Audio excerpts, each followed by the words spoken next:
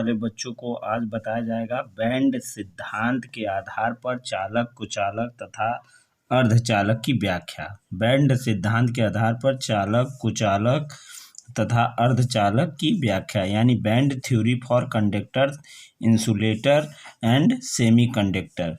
इस सिद्धांत के अनुसार जितने परमाणु कक्षक आपस में मिलते हैं उतने ही अणु कक्षकों का निर्माण होता है। समझिए, इस सिद्धांत के अनुसार जितने परमाणु कक्षक आपस में मिलते हैं उतने ही अणु कक्षकों का निर्माण होता है। जब बहुत सारे परमाणु कक्षक आपस में मिलते हैं तो उतने ही अधिक संख्या में अणु कक्षकों का निर्माण होता है। यानी इस सिद्धांत के अनुसार जितने परमाणु कक्षक आपस में मिलते हैं उतने ही अणु कक्षकों का निर्माण होता है।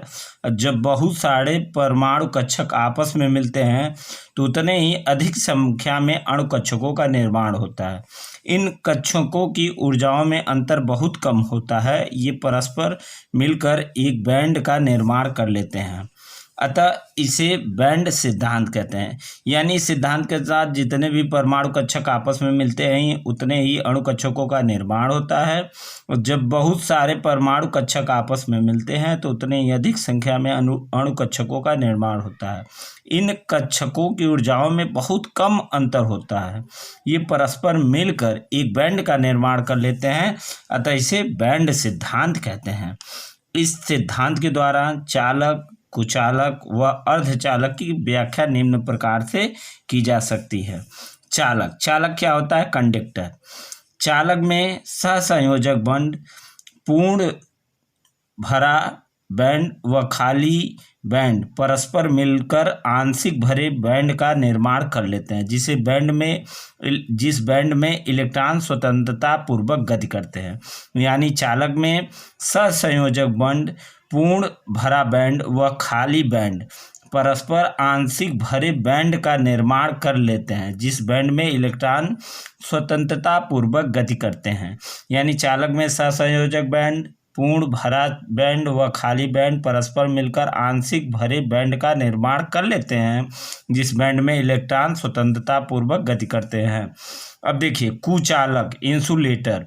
कुचालक में पूर्ण भरे बैंड व खाली बैंड के मध्य ऊर्जा का अंतर अधिक होता है। यहाँ इलेक्ट्रॉन स्वतंत्रता पूर्वक गति नहीं करते, अतः यह विद्युत के कुचालक होते हैं। यानी कुचालक में पूर्ण भरे बैंड व खाली बैंड के मध्य ऊर्जा का अंतर अधिक होता है। यहाँ इलेक्ट्रॉन स्वतंत्रता पूर्वक गति नहीं करते, अतः यह विद्युत के कुचालक होते हैं। और चालक में क्या था?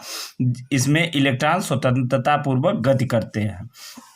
अर्धचालक, सेमीकंडक्टर। इनमें पूर्ण भरे बैंड व खाली बैंड के मध्य ऊर्जा का अंतर बहुत कम होता है। परम शून्य ताप पर ये विद्युत के कुचालक होते हैं, परंतु ताप बढ़ाने पर पूर्ण भरे बैंड के इलेक्ट्रॉन खाली बैंड में चले जाते हैं, अतः यह ताप बढ़ाने से अर्धचालक की चालकता बढ़ जाती है। यानी जितना ताप आप बढ़ाएंगे अर्धचालक की चालकता बढ़ती जाएगी। अब देखिए कुचालक धातु क्या होता है?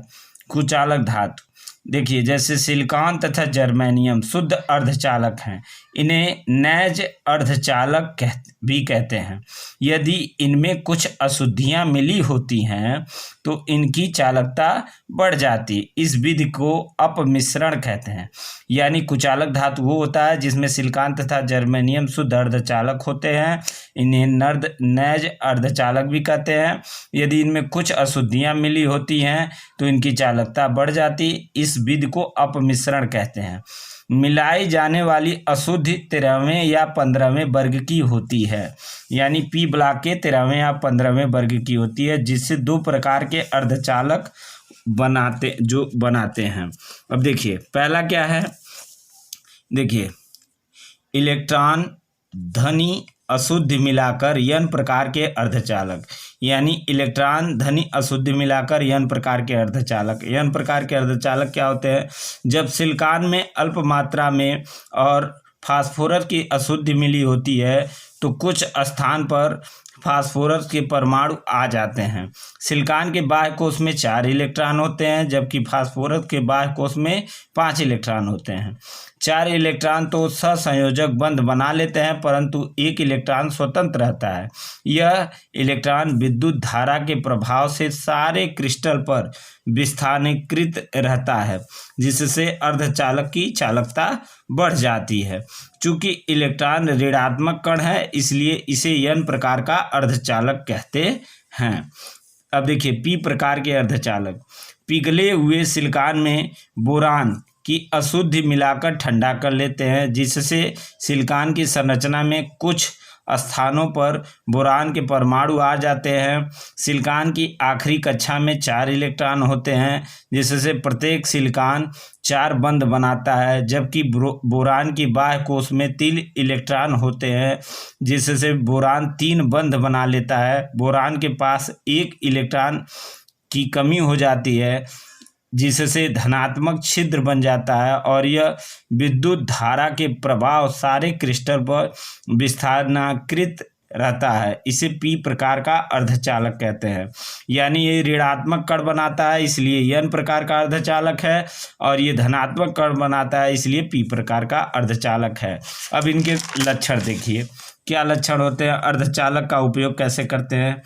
n प्रकार के तथा p प्रकार के अर्धचालकों को मिलाने से Np संधि का निर्माण होता है, जो प्रत्यावर्ती धारा को दिष्ट धारा में बदलती है, जैसे इन्वर्टर।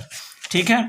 और दूसरा Npn या Pnp प्रकार के अर्धचालकों को ट्रायोड कहते हैं। ये रेडियो तथा श्रव्य तरंगों की पहचान व संवर्धन में काम आते हैं। ये आपका हो गया, आपने जाना बैंड सिद्धांत के आधार पर चालक, कुचालक तथा अर्धचालक की व्याख्या।